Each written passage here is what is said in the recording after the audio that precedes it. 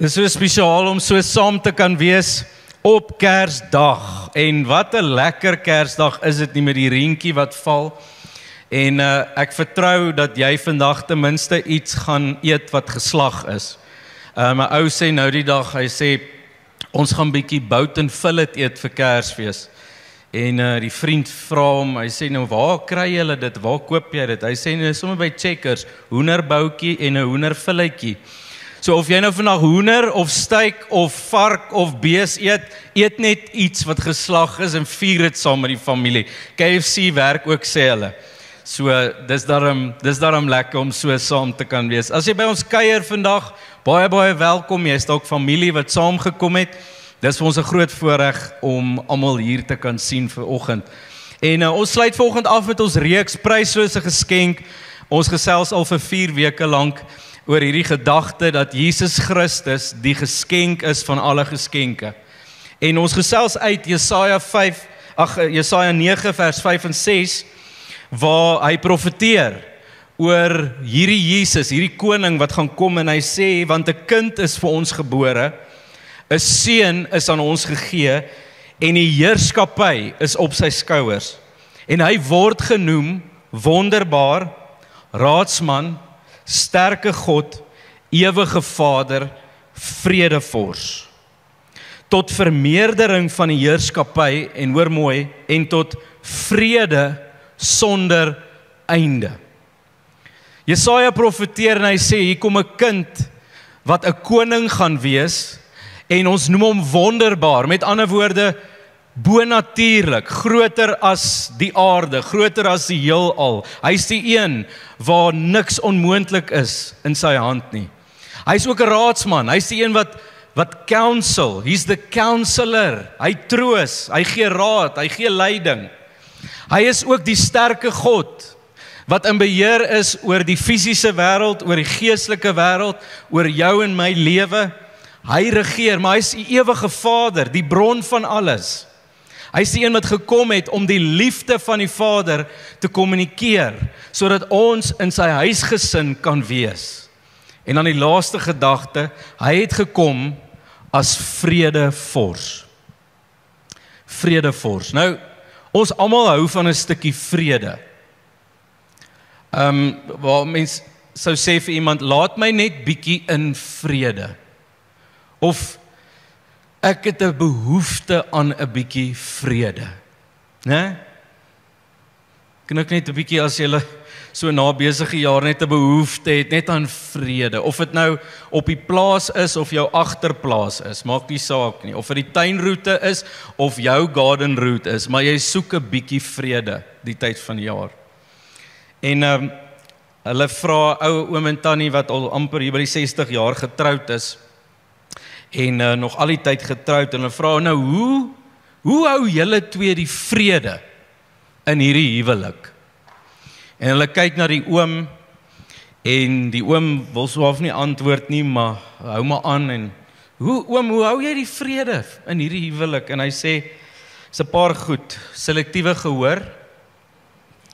Ek maak asof ek luister en sy maak asof sy verstaan. Ek sê net gereeld ja my lief en as dinge moeilik is dan gaan kruip ek weg in die garage. Ons het 'n reël, die eerste ou wat beklei moet 10 km gaan draf. Ek weet nie hoe hou jy vrede hierdie tyd van die jaar of vrede in jou lewe nie, maar Kersfees is 'n tyd van vrede. Peace on earth. Vrede op aarde. En ek dink wat ons vanoggend moet doen is ons moet probeer verstaan wat is hierdie vrede dan wat Christus aarde toe gebring het? As hy dan die vredevors is, wat beteken dit vir my en jou vandag?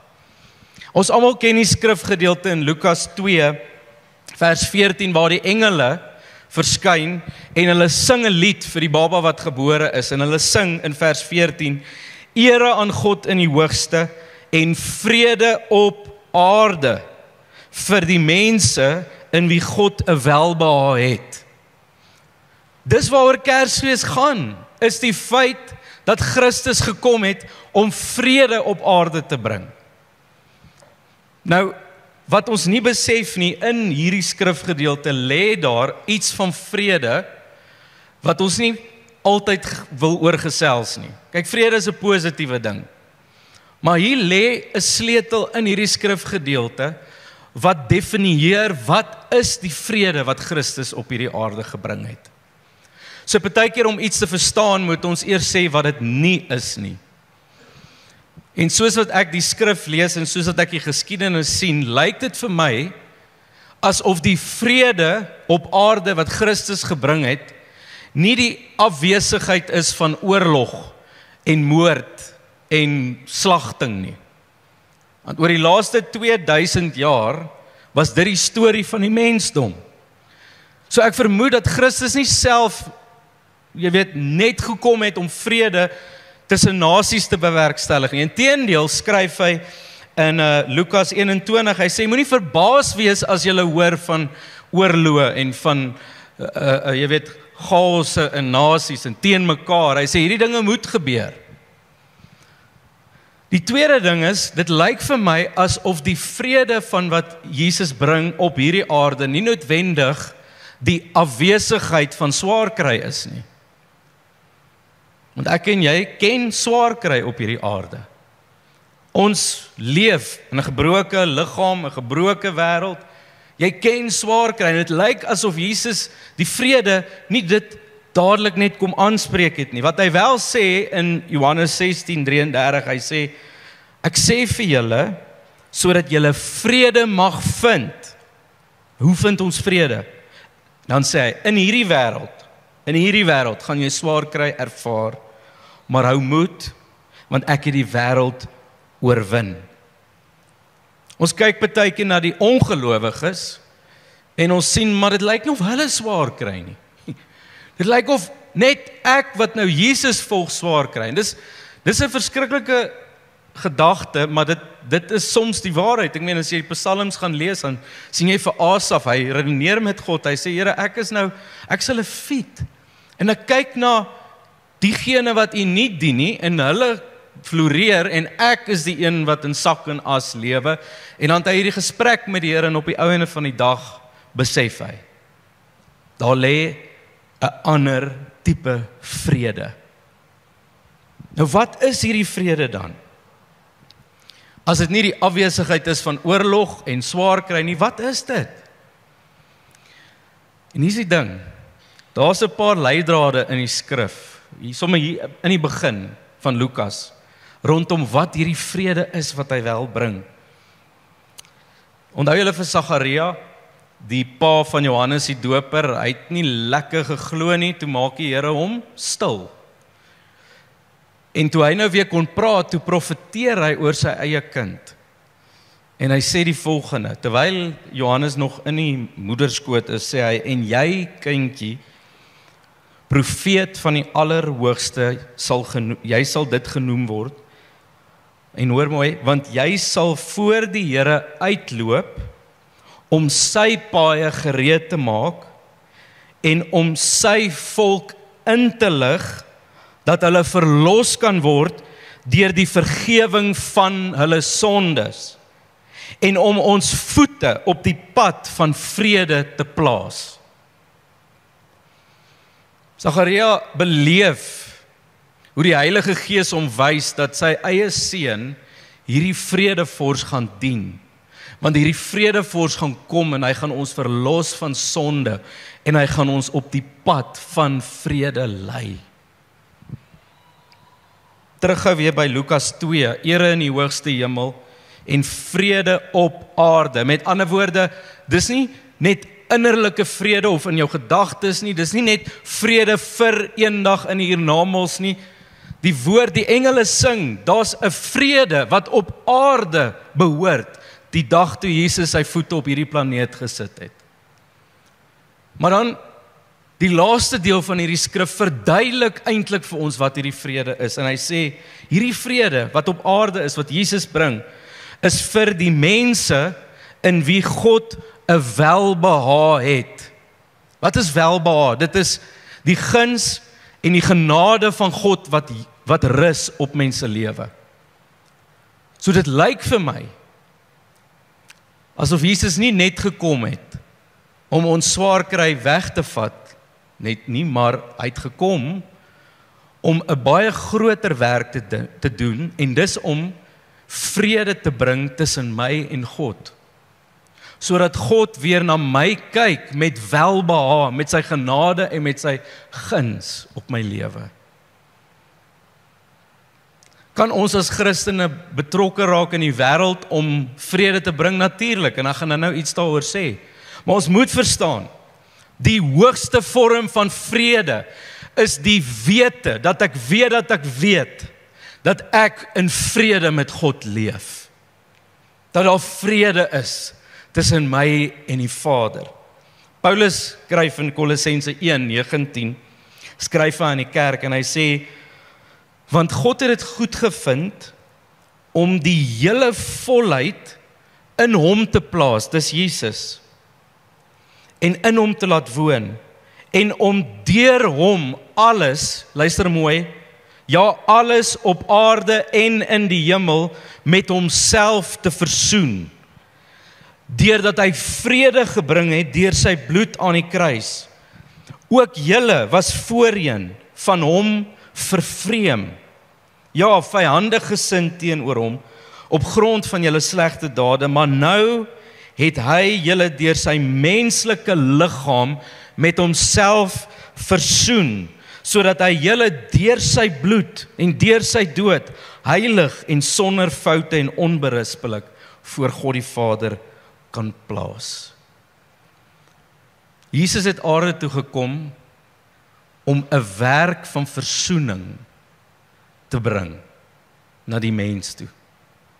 Hy sê ons was eenmaal in ons lewe vervreemd van God en ons was vyandig teenoor God.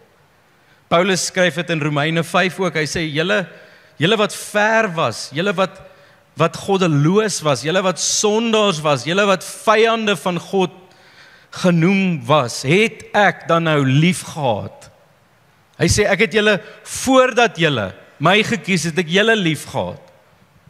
En sien, hier is die ding is, as ek nou vanoggend praat van sorry, daar kom die koffie nou deur. Net gou uitkruip. As ek nou vanoggend praat van die vrede wat jy beleef tussen jou en God, wat die hoogste vrede is, dan moet ons verstaan, om dit te kan beleef, moet jy eers besef en beleef dat jy was vervreemd van God. Jy was vyandig teenoor God. Dis eers wanneer jy die volheid daarvan verstaan, wat die vrede van God vir jou baie, baie belangrik en spesiaal word. Sien, as ek nie besef dat daar iets tussen my en God staan, of dit nou sonde is en of dit die dood is en of dit die vervreemding is nie, dan maak die vrede van die Here nie sin nie. En dalk sit jy vanoggend hier en jy sê, maar Eugene, dit kan nie die hoogste vorm van vrede wees nie. Maar as jy verstaan hoe diep die Here se genade in jou lewe kom werk het, in die stikkend, in die vervreemdheid, in die verlorenheid, het hy eerste kom liefde bewys aan ons. Sien, wat beteken dit? Dit beteken ons is verlos. Ons het 'n nuwe naam, 'n nuwe identiteit, ons is 'n nuwe skepping. Ons is vergewe. Ons is vrygespreek van sonde. Ons staan in geregtigheid voor God. Met ander woorde, ons skuld is op Christus gelaai, ons staan onskuldig voor hom en sy welbehae rus op ons lewe. Met ander woorde, sy genade en guns rus op my. Sien, ons is geleer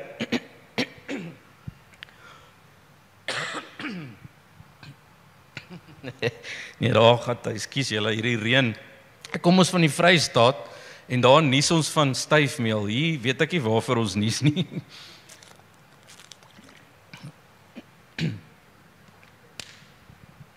Ons leef in 'n samelewing waar ons geleer word dat wanneer my omgewing in vrede is of vrede beleef, dan sal ek vrede beleef.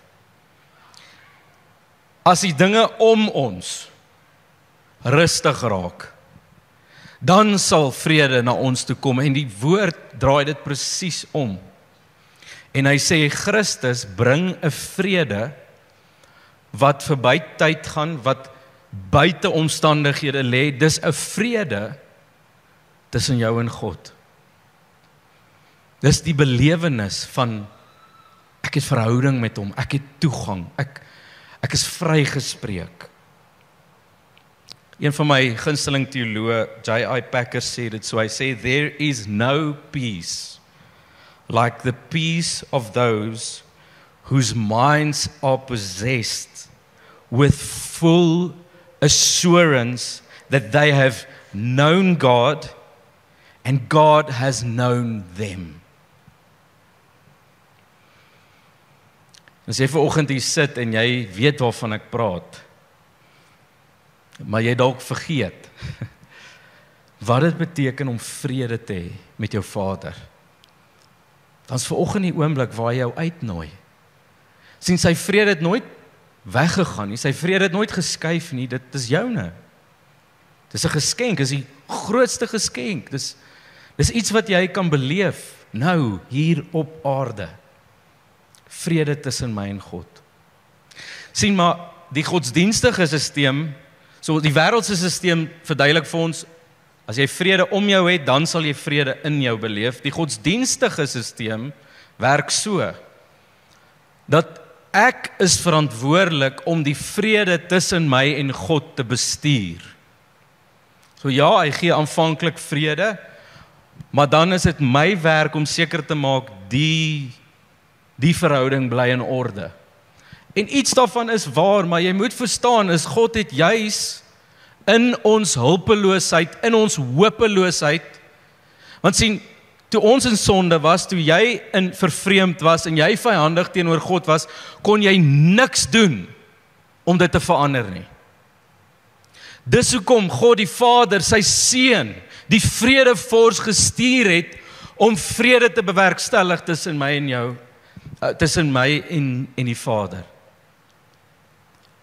So nou, wanneer 'n ou droog maak, dan voel dit soms, uit 'n godsdienstige perspektief, nou moet ek weer hierdie vrede herstel.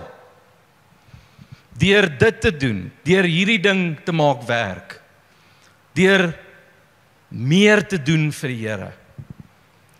Die beste nuus wat ek vanoggend vir jou kan gee, die vredevors het gekom, om vir jou vrede te gee met God. Dis 'n absolute gratis geskenk.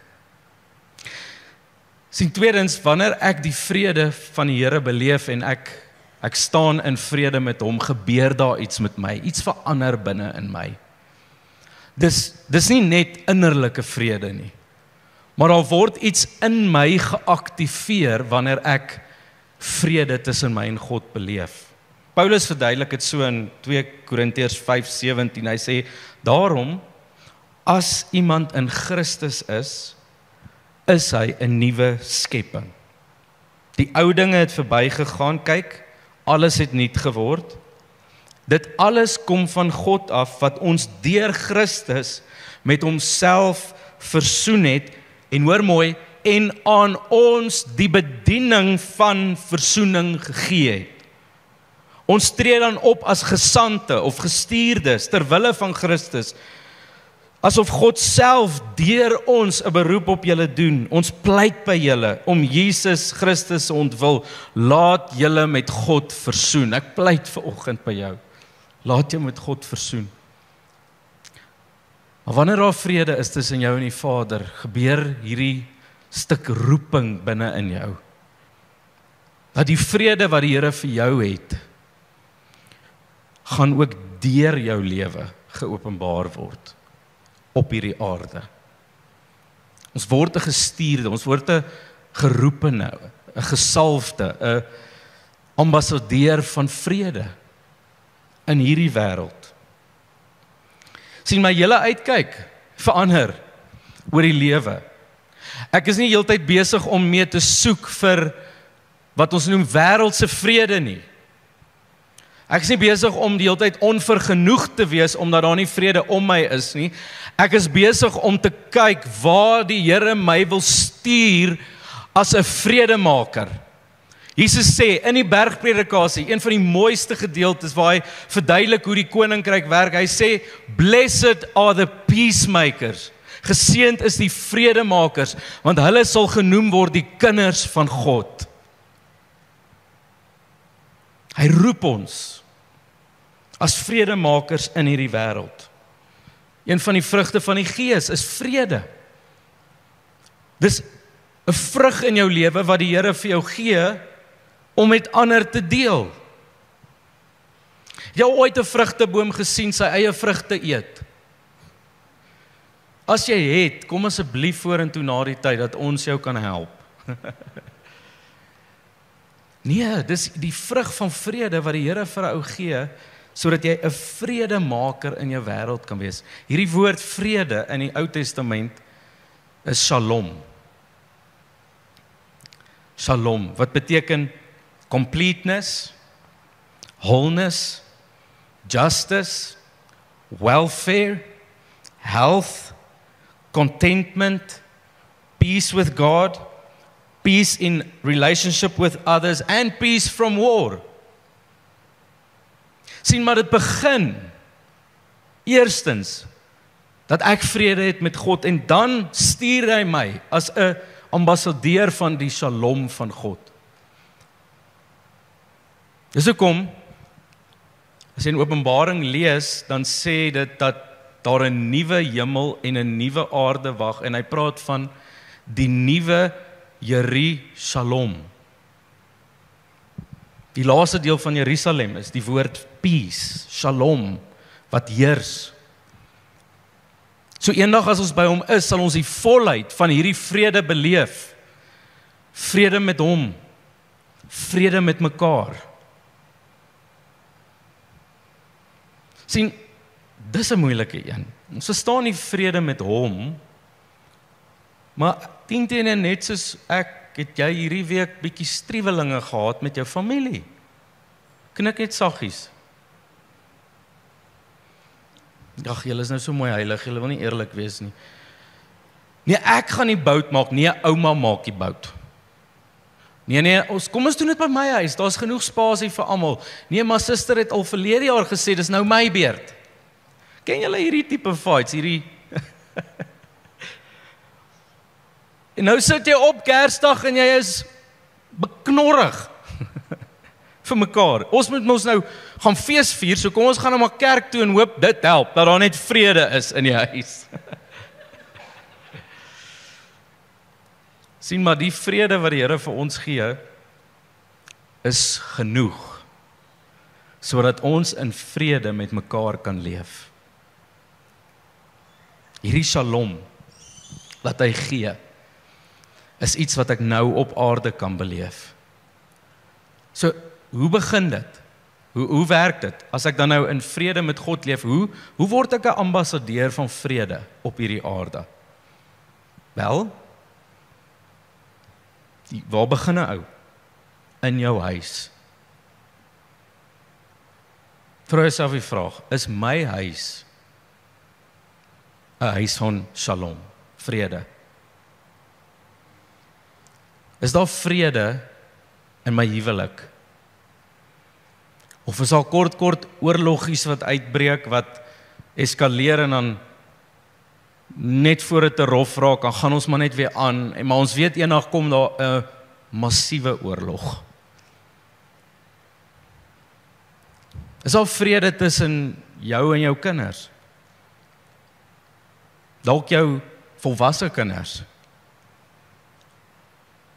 Kinders, is daar vrede tussen julle en julle ouers? Tieners, waar is julle? Hulle is nie TikTok mense nie, okay? Maak vrede. Maar jy kan in vrede met jou ouers leef, deur die genade van die evangelie. Nie uit jou eie wil en jou eie krag nie, maar omdat die vredevors gekom het vir jou. Dalk jou broer en suster. Julle het mekaar dalk jare laas gesien, gebel, want daar was striwelinge gewees, en jy voel op hierdie stadium, luister die pastoortjie, jy gaan nie vir my kom sê, om met hierdie persoon reg te maak nie, wel ek wil vanoggend nie vir jou sê nie, ek wil hê die woord moet vir jou sê, die vredevors het gekom. Blessed are the peacemakers. Dis 'n stuk shalom, wat die Here bring na hierdie aarde toe. Tweedens, jou werk. Sien, daar het jy my verloor. Wel, my werk natuurlik is net vrede. Ek en Marius beleef elke dag vrede. Ons die varings om ons sien. Die kersies aansteek en die pandabere op sien speel. Nee, dis werk. Hoe lyk dit by jou werk? Waar is daar verhoudinge by jou werk wat suur geword het? Mense wat jy vermy. Nou, ek sê nie om vrede met mense te maak beteken julle moet beste vriende wees nie, maar die Here sê, Paulus skryf, make all effort to live in peace with one another. Maak alle effort om in vrede met mekaar te leef. Jy sien, want hierdie ding is, as daar nie shalom is nie, wat is daar? Wat is die teenoorgestelde van vrede? As dit kom by verhoudinge, is bitterheid, onvergewensgesindheid. En as ek vir jou vanoggend 'n waarskuwing kan gee, as daar onvergewensgesindheid of bitterheid in 'n ou se hart is dit 'n spasie wat jy skep vir die vyand om te kom werk in jou lewe. Paulus praat van 'n stronghold. Dis 'n plek van waar af die vyand kan begin operate in jou lewe. So hierdie vrede is nie net nice, lekker, rustigheid nie. Nee. Partymal in jou eie hart kort daar 'n stuk shalom teenoor iemand. Sien, ons begin nie met die oorloë in die Oekraïne en Rusland nie. Nee, ons begin hier by jou werk. Daar's dalk iets wat in jou werk gebeur wat jy besef, hierdie is nie shalom nie. Hierdie is nie God se vrede wat hier heers nie. Dalk wil hy my stuur om vrede te bring. In die stad. Jy kyk na die stad en jy kyk na jou omgewing en jy sien maar dit heers nie. So ek wag vir iemand, die vrede heers nie, so ek wag vir iemand om die vrede te laat heers in hierdie stad. Here stuur jou. Hy stuur jou na jou straat toe. Waar is sy vrede in jou straat? Dit begin by jou huis. As jy by Checkers instap en almal wil vandag die laaste goedjies koop. Die tannie is ongeduldig, die oom, die kinders skree alles. Ek praat nou glad nie uit my eie lewe uit nie, so moenie bekommer nie. Dit was nou nie gisterand nie, maar dan is dit 'n geleentheid om die shalom van die Here in 'n stuk chaos in te bring. Asem te haal. Te sê, Here, maar U sê mos ek is nou die gestuurde van vrede. Hoe wys ek vrede? Hoe bring ek vrede na my wêreld toe? Wil die worshipspan vra om vorentoe te kom. Ons gaan vanoggend spesiaal op Kersdag nagmaal vier. En daar is seker vir my min tasbare goed in die lewe wat vrede verteenwoordig soos die nagmaal. Is 'n vredesmaal. Sien, as jy vervreemd is van God en jy is vyandig teenoor God, dan is hierdie beteken nie veel nie. Maar wanneer daar vrede tussen jou en God is hierdie die bevestiging daarvan, die celebration daarvan. As jy vanoggend hier sit en jy is in verhouding met God, maar hierdie verhouding het koud geraak. Ek praat nie van jy is nie meer gered nie. Daar's nie meer lewe en warmte in jou verhouding met God nie. Dan is die nagmaaltafel 'n uitnodiging om te sê kom. Die Vader sê kom, daar's plek om my tafel vir jou. Kom sit my kind. Welkom tuis. Daar's nie 'n stel reëls wat hy gaan uitblik nie. Gaan lees Lukas 15. Die Vader omhels die Seun. Hy sê kom ons hou 'n feesmaal, 'n vredesmaal, want jy wat verlore is nou terug in die huis. So jy kan vanoggend kom en vrede weer beleef tussen jou en God. Miskien sit jy daar en jy het nog nooit vrede beleef nie en jy is nog steeds vervreemd van God en ver van God en dalk vyandig teenoor God. Dan is die nagmaaltafel 'n uitnodiging wat sê kom net soos wat jy is. Kom net as jy is. Volg my. Ek wil vir jou op 'n pad van vrede vat, sê Jesus. Ek wil vir jou wys hoe lyk Shalom. Vertrou my. Kom saam met my. Miskien voor jy nagmaal gebruik, moet jy 'n gesprek met die Here hê vanoggend.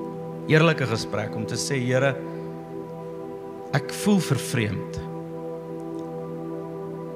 Of om dalk te sê, maar ek het nog nooit hierdie tipe vrede beleef tussen my en God nie. Jesus. Al wat nodig was vir die man wat langs Jesus gehang het, hy het nie een of ander skrifberuiming of 'n sondaarsgebed of hy het nie klas gegaan by die kerk nie. Al wat hy uitgeroep het is, Here, as jy in die paradys is, dink aan my. Dalk is dit al wat jy vandag moet uitroep. Here, dink aan my. Hier is ek. Ek kom na die vredevors, die vredesmaal van die koning. Sien toe Jesus die laaste keer saam met sy disippels die Pasga gevier het, was hulle in die bovertrek en uit die Pasga eintlik finaal afgesluit en nou die nagmaal begin. Die Pasga was 'n uitsien na. Die nagmaal is 'n feesviering van die vredevors. Toe hy die brood neem, toe sê hy, hier is my liggaam, gebreek vir jou.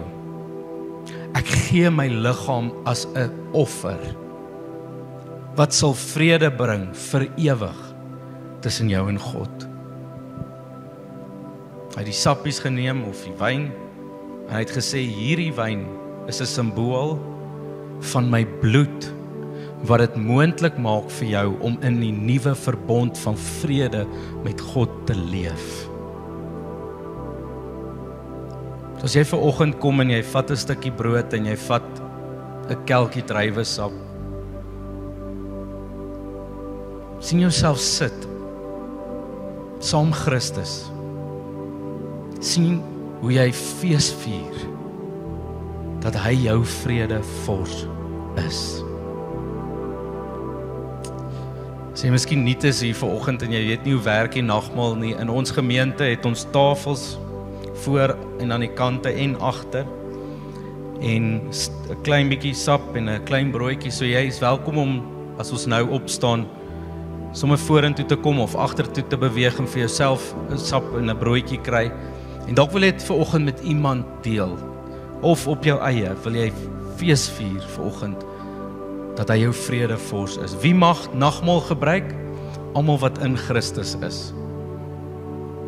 So ek wil jou uitnooi vanoggend, kom na die tafel van vrede.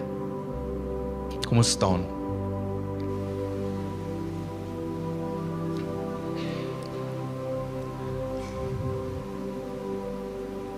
Here, ons het vanoggend 'n groot behoefte om u vrede opnuut te beleef. Here, die vrede wat verstand te bowe gaan. Vrede sonder perke. Die vrede om in ware verhouding met u te leef. Jesus, dankie dat u ons vredevors is. Dat u die offer was, Here, wat vrede tussen my en God kon bewerkstellig. Dankie vir u liggaam. Dankie vir u bloed. En dat ek vanoggend kan deel in u vrede as die een op wie u 'n welbehae het. Amen. Julle is welkom om uit te beweeg terwyl die worship span ons gaan bedien. Is julle so welkom om nagmaal te gebruik. Dankie.